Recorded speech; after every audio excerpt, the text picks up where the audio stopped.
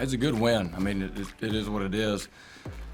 We didn't finish the game tight. And I think if we finish it tight, take care of the ball, shoot free throws, get our defense set up, we're up by, what were we, 6 there late, probably space out, win by 10, and you feel a lot better. It's unfortunate because, we got to just be tighter in those situations late. It's just bad turnovers and soft with the basketball, and that's not a very aggressive defensive team. So we got to not be so happy just about the things we do well. We got to realize things we can correct. And fortunately enough, most of the time when you make mistakes like that late, you don't get to have the win. So we're going to have to learn through winning there. Now, on the flip side of that, we've talked all year long about in a tie game, we don't want to call a timeout in that situation. So it's tied up. We had a game last year. We were at Furman, and we talked about it. Every mathematical model will show you that in a tie game, you don't want to call a timeout. You don't want to. That your percentages drop about 20% of your ability to score in a tie game while letting the defense set up. And we were at Furman last year, and we helped off a three-point shooter, gave up a three with 20 seconds. We came down. We know what we're supposed to do. We couldn't get organized to run what we wanted to run. So the positive was, even after that horrific finish there to tie the game back up, we were composed enough to run exactly what we wanted to run, keep the ball in the middle of the floor between one of our best decision makers and potential player of the year in a chore, put them in a two-man game there, and executed that to win the game. So bad plays, but tremendous composure to come back from that, not crawl on the bleachers, know that what we wanted to do, and win the game. Now, we had to make some defensive adjustments in the game there because they were shooting the ball at a high rate. Not many times does a team make 17 threes on you, shoot 52% from three, 50% from the field, and you win. That doesn't happen very often. So we were able to play pretty well on offense ourselves and get it going. But they played outstanding. I thought they played very well on the road. They'll be a tough out over there. But we made mistakes. We gave up threes because we couldn't guard them one-on-one. And so that's the problem when you're looking out there. And I think that they're a good team. They're skilled. They're athletic. But they were going by us like we were a step slow. And if we're not going to be able to guard them, it's going to be hard to keep those guys on the floor, right? We can't play players that can't stay in front of their man consistently from the top. I don't care what you are. If you're a really good player, you're going to be able to guard your man.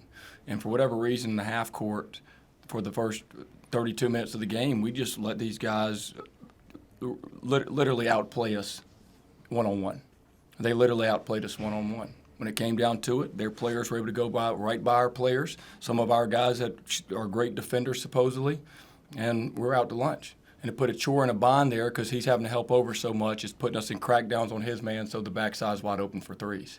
And that was a result of our guys on the basketball not taking it personal and guarding the ball. So eventually we talked about we're not going to switch any screens now.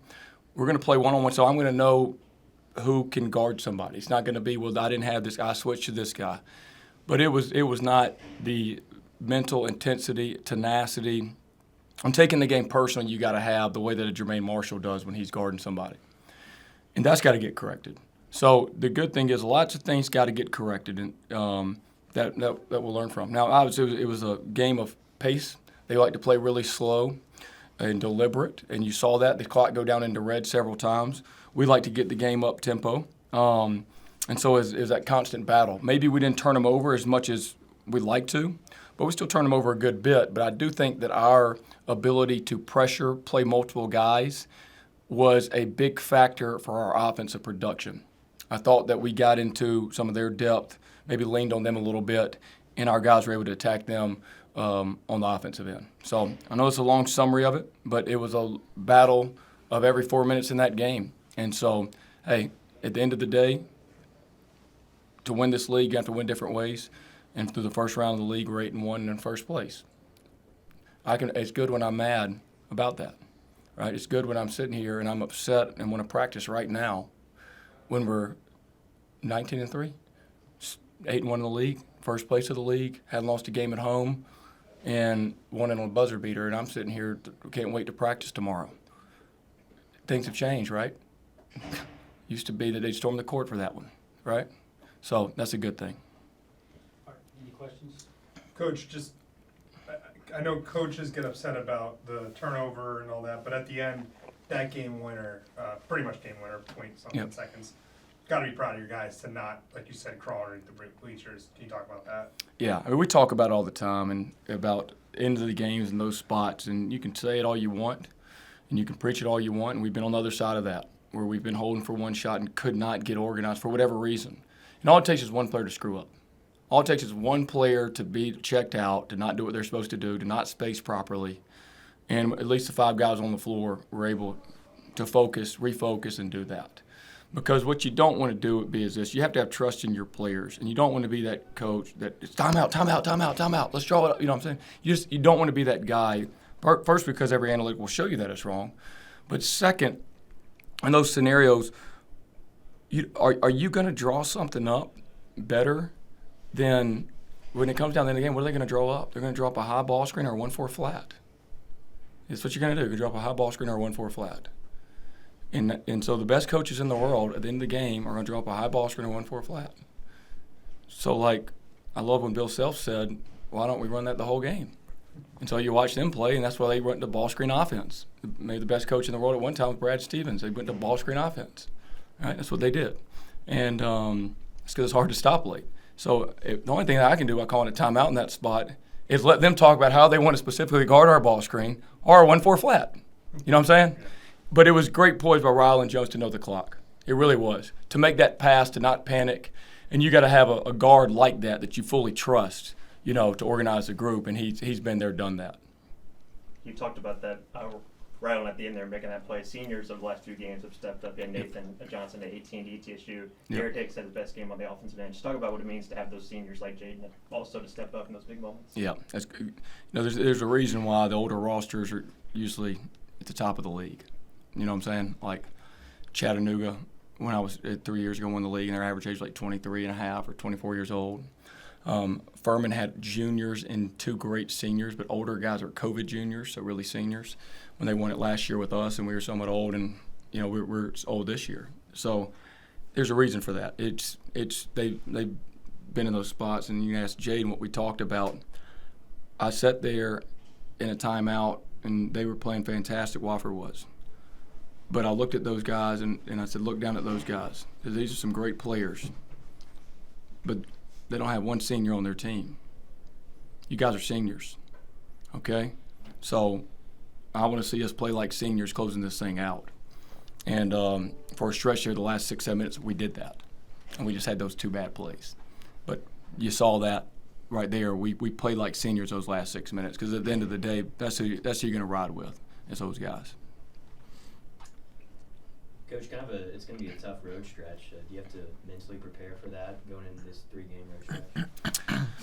Well, it's never easy to win on the road in this league, and that's why you look at some of the games, even for, I think, Citadel may be in last place in the league right now, and Furman at their place, and I think Furman favored by 6 or something, you know? And I mean, so that's what you're talking about. Like, it's just really close battles on the road. We won the league last year, I felt, because we won on the road. We lost 2 games, went 7-2 on the road. And so I think when you do that, if you're able to steal road games in this league, you have a great chance to win the league. But you're going in other people's gym. And what does travel? Shooting doesn't always travel, but defense will travel. Defense will travel. And if we're committed to playing defense better than we did tonight guarding the ball, we'll have great opportunities to be successful in these games. We played at Greensboro last year, and we came out on top and found a way to win. And we won at Chat in a tough game. It won't be any easier. Like, we're not going to walk in there and catch anybody sleeping. Big target on our back. And we're going to have to play our best basketball. This one's for Jaden.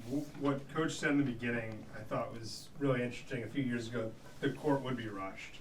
What are you building here? Are you seeing that? And, you know, obviously I've seen it since been here 3-4 years. The stands every year getting bigger. Are you guys seeing a target on your back of what you're building? I don't know if we got a target, but this group know, like, we shouldn't have ended the game like that. Like, we know we should be better. Like you said, we have a veteran group, and we've been here, like me and Jermaine, we've been here since he first got here. So, like, we know how we're supposed to win and how we play for real. So, we know that wasn't how we wanted to end that game. Do you look at the record? Your coach is, like, pretty nice at halftime of the conference to kind of say, okay, like, we did some special things. How you look at that? We look at it as like it's good that we're winning, but like our end goal is to make it to the tournament and win our conference tournament. You know, so we're still building each game. Each game, it feels like we're getting every team's best game. It does feel like that, but we gotta persevere through that and find a way to get it done each time.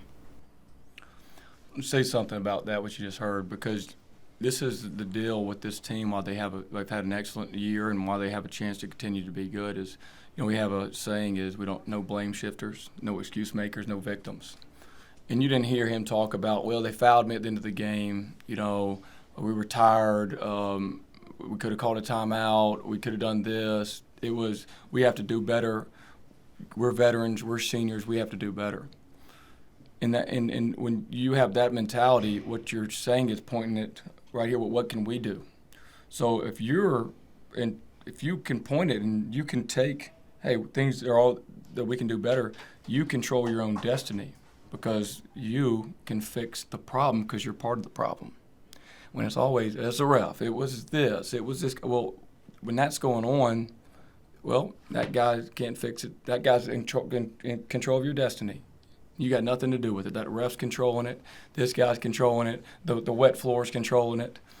And so that's been the good part about coaching this group is that there are no victims. There are no blame shifters. There are no excuse makers. And that's why they've been able to improve, and that's why they've had the season they've had. Credit Wofford right here. They've I know they lost a couple back-to-back to Greensboro and Chat pretty good, but they beat Furman. They came in here and they played really well. They're a very solid team.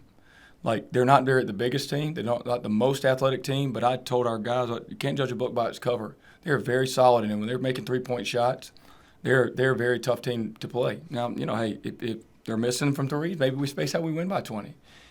But when they're making threes, that's why this league's so challenging, right? I mean, it is what it is, one of the best three-point shooting leagues in the country. And to get through it in the first half of the league be 8-1, you're going to have to sustain some shooting nights from other teams, and you're going to have to find a way to persevere, so it was good to get that done.